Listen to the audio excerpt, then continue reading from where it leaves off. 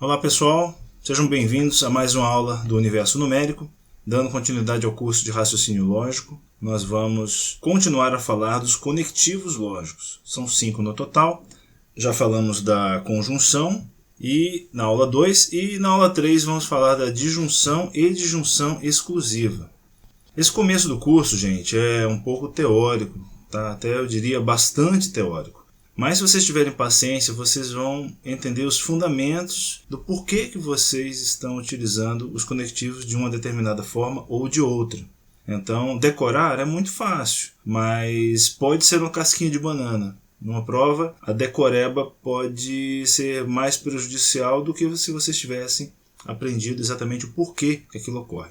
Então, nós vamos dar esse en passant pelos conectivos lógicos. Terminando conectivos lógicos, nós já vamos começar com alguns exercícios para dar mais dinamismo ao nosso curso. Então, vamos falar primeiro das disjunções. A disjunção ela é representada pela letra V, certo? É um conectivo que tem como símbolo a letra V, e ela lhe apresenta uma opção.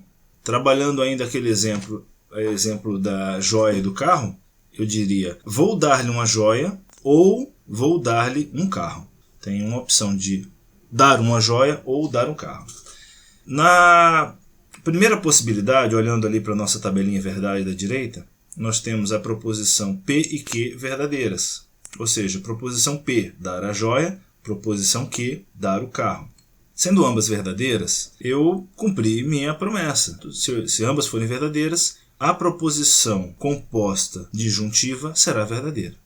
Numa segunda possibilidade, vou dar-lhe uma joia ou vou dar-lhe um carro. Sendo dada a joia, ou seja, sendo verdadeira a proposição P e falsa a F, eu ainda estou cumprindo a minha promessa, porque eu disse vou dar uma joia ou vou dar um carro.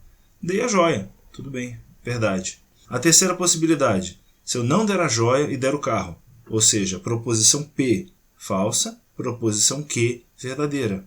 Eu ainda estou falando a verdade, porque eu tinha a opção de dar um ou outro e a proposição composta ainda é verdadeira. A última possibilidade, se eu chego para minha esposa e falo, olha, vou dar-lhe uma joia ou vou dar-lhe um carro. Se eu não der a joia nem der o carro, a proposição é falsa, porque uma das duas, pelo menos, tinha que ser atendida. Então, desse desenvolvimento, o que nós concluímos? Que nas proposições disjuntivas, nesse formato, vou fazer isso ou fazer aquilo, faço isso ou faço aquilo, ocorre isso ou ocorre aquilo, a única possibilidade da proposição composta ser falsa é quando ambas as proposições simples são falsas. Então, passamos a um outro tipo de proposição disjuntiva agora, que são as disjunções exclusivas. Ela é um pouquinho diferente da disjuntiva. No que ela difere? O símbolo dela é um V com um sublinhado, esse símbolozinho azul que vocês estão vendo aí. E a construção da proposição composta é um pouquinho diferente, porque ela apresenta dois termos ou. Então vai ser ou vou dar-lhe uma joia, ou vou dar-lhe um carro. Ou um, ou outro. Por que chama de disjunção exclusiva? Porque eu estou excluindo uma das possibilidades. Ou eu vou fazer uma coisa, ou eu vou fazer outra. Então, na primeira possibilidade, se ambas forem verdadeiras, ela vai ser falsa, porque ela é exclusiva, tem que ser ou um ou outro. Na segunda possibilidade, se a primeira for verdadeira e a segunda falsa, ou vou dar-lhe uma joia ou vou dar-lhe um carro. Aí a proposição composta é verdadeira, porque uma delas é verdadeira, no caso a proposição P, dar a joia. Na terceira possibilidade, inverteu. Eu não dou a joia e dou o carro. Continua sendo verdadeira. E a última possibilidade, ou vou dar-lhe uma joia, ou vou dar-lhe um carro.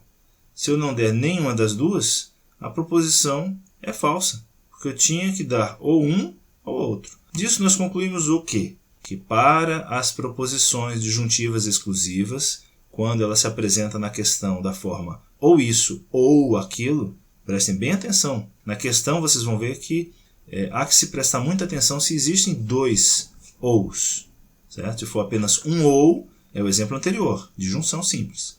Se for ou, é exclusiva. Então, nesse caso da proposição disjuntiva exclusiva, ela só é falsa quando as duas são verdadeiras ou as duas são falsas. E, por outro lado, ela será verdadeira se uma delas apenas for verdadeira. ok? Então, concluímos mais uma etapa. Na próxima aula, na aula 4, nós vamos fechar conectivos lógicos falando das condicionais e bicondicionais. Já adiantando para vocês que as condicionais são as que mais aparecem em concurso. Elas são muito importantes. Obrigado e até a próxima aula. Fui!